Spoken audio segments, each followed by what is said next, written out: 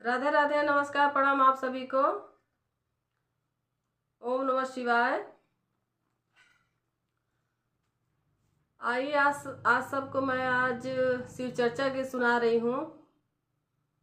और शिव चर्चा गीत कैसा लगा आप लोग कमेंट करके बताइएगा।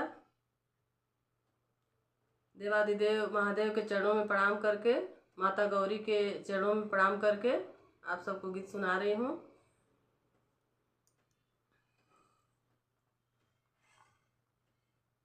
उजड़ल नगर बसी जई है,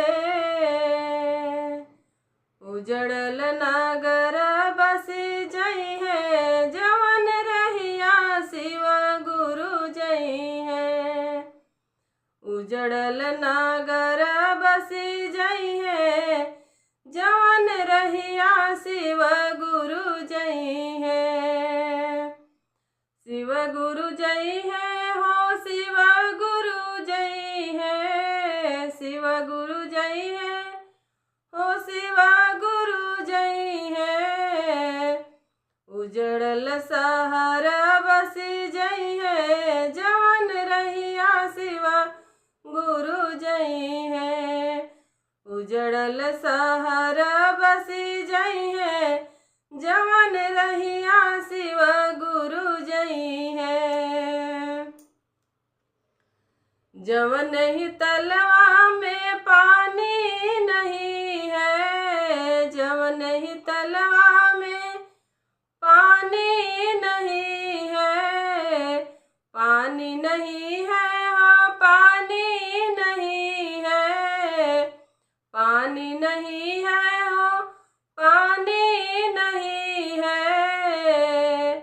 ओ में कमल खिल जई है, ओह में कमल खिल जई है, जवन रहिया शिव गुरु जई है। ओह में कमल खिल जई है, जवन रहिया शिव गुरु जई है। उजड़ल नगर बसी जई है, जवन रहिया शिव गुरु जई है। उजड़ल शहर बसी जई है, जवन रहिया शिव गुरु जई है। जवन ही पेड़वा में पता नहीं है, जवन ही पेड़वा में पता नहीं है, पता नहीं है जी, पता नहीं है, पता नहीं है जी, पता नहीं है। ओह में मोजर लगी जई है, ओह में मोजर लगी जई है, जवन रहिया शिव गुरु जई है। ओह में मोजर लगी जई है, जवन रहिया शिव गुरु जई है।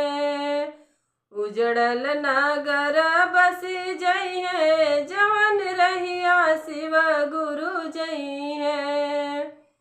उजड़ल शहर बसी जई है, जवन रहिया शिव गुरु जई है।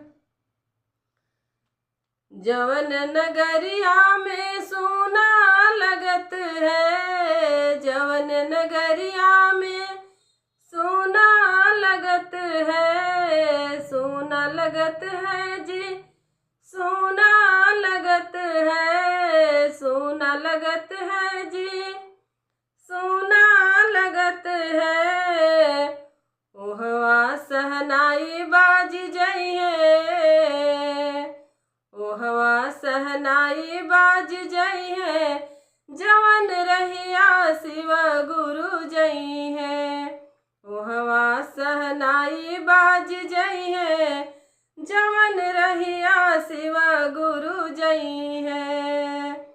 उजड़ल नगर बसी जई है, जवन रहिया शिव गुरु जई है। उजड़ल शहर बसी जई है, जवन रहिया शिव गुरु जई है।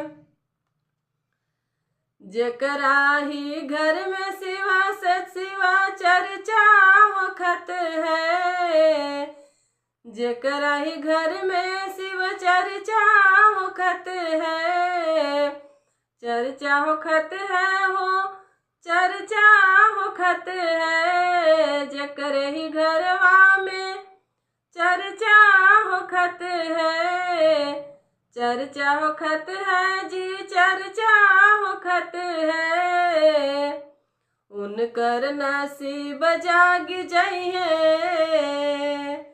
उनकर नसीब जाग जइहे, जवन रहिया शिव गुरु जइहे, उनकर नसीब जाग जइहे, जवन रहिया शिव गुरु जइहे, उजड़ल सहरा बस जइहे, जवन रहिया शिव गुरु जइहे, उजड़ल नगर बस जइहे, जवन रहिया शिव गुरु जइहे, उजड़ल नगर बस जइहे, जवन रहिया शिव गुरु जइहे, उजड़ल नगर बस जइहे, जवन रहिया शिव गुरु जइहे। बोलिए श्री गुरु भगवान की जय।